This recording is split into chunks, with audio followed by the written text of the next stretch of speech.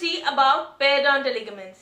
We all know what is periodontal ligaments, but today in this video we are going to see about development of periodontal ligaments, components of periodontal ligaments, and fibers of periodontal ligaments, and finally the blood supply of periodontal ligaments. Development of periodontal ligaments. The periodontal ligament fibers derived from the dental follicles of tooth germ. During the tooth eruption, the fibroblasts get activated and start producing the collagen fibers. These newly formed collagen fibers lack orientation initially, but soon it acquires the orientation to the tooth. The first formed bundle of collagen appears immediately apical to the cemento-enamel junction, which gives rise to gingival fibers groups, where after the tooth eruption proceeds, an additional oblique group of fibers get attached to the cementum and the bone. Components of periodontal ligaments. The periodontal ligament is highly cellular and complex vascular structure composed of principal collagen fibers, and the ground substance consists of cells, vessels, and neural elements. Extracellular matrix or intracellular substances. This is a complex interactive compilation of proteins in a diverse equilibrium that can regulate the gene expression of the cell. Extracellular matrix is a intercellular substance of the tissue, and it consists of numerous number of macromolecules, and this extracellular matrix regulates the cellular function by the following methods: binding of soluble growth factor, mediating the adhesion of cells via integrins and proteoglycans, which provides the cells with anchorage and directed migration, and providing signals for governing cell function. Components of extracellular matrix are glycosaminoglycans and proteoglycans, collagen, oxytolon fibers, non-collagenous proteins. Functions of cell surface proteoglycans are cell adhesion, cell to cell and cell to matrix interaction, binding of growth factor as co-receptor, cell repair. Fibers of periodontal ligaments. As much as 90% of the fibers are collagenous and the remaining are oxytolon and reticulin fibers. Collagen fibers.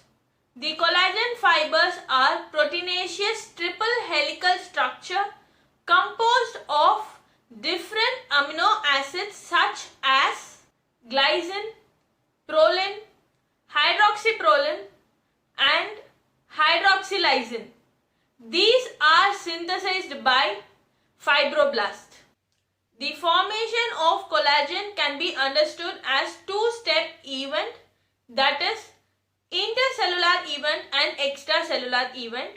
In the intercellular event, it is pro-protein formation, that is similar to the formation of any other secretory protein by the other cells. It is vitamin C dependency.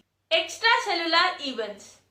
The typical banded collagen microfibril formation, the fibril formation and fiber assembly. The principal collagen fibers of periodontal ligaments are alveolar crest group, horizontal group, oblique group, apical group and interradicular group, where the alveolar crust group originates from the cementum just below the cemento-enamel junction and runs outwards and downwards and get attached to the alveolar crust.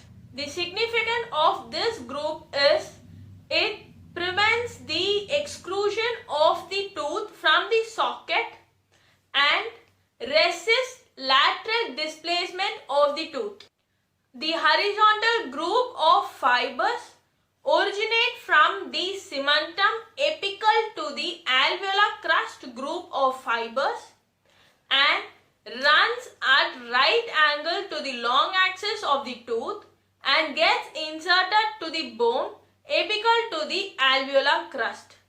The significance of this group is it resists horizontal and tipping forces.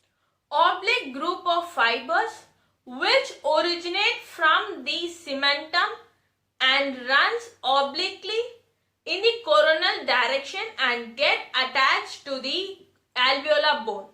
The significance of this group is it is the largest group and it resists the vertical masticatory force and prevents the intrusion of the tooth. Apical group of fibers which originate from the cementum around the apex of the root and it runs out in fan shape irregularly and get attached to the apex of the socket, and it prevents the vertical force and it is not found in incompletely formed root. Interradicular group of fibers which originate from the cementum and gets attached to the interradicular septum, and the significance of this fiber is it resists lateral and vertical movement and it is found only in the multi-rooted tooth. Interstitial spaces.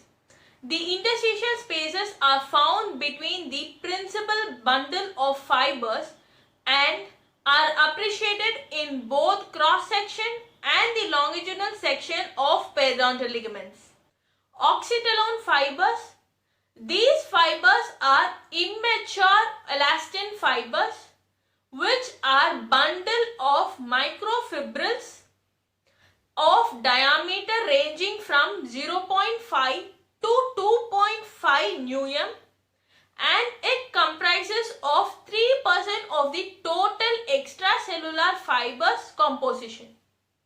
Reticulin fibers which are made up of one or more types of very thin and delicately woven strands of type 3 collagen. The cells of periodontal ligaments are fibroblast, resorption cells, formative cells, defense cells, undifferentiated mesenchymal cells, and the epithelial cells, where the formative cells are cementoblasts and osteoblasts formed from the mesenchymal origin, and the resorption cells are cementoclast and osteoclast derived from monocytes and macrophages from the blood.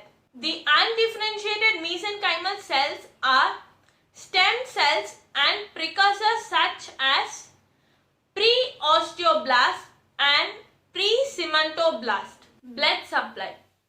The blood supply to the perineum are derived from appropriately superior and the inferior alveolar artery. Nerve supply. The nerve supply to the perineum are autonomous type and the sensory. So now we all know what is periodontal ligaments and the fibers. So now when the tooth is extracted, what happens to the periodontium below? Leave your answers in the comment box and I will reveal the answer in my next video. Do like, share and subscribe for more videos.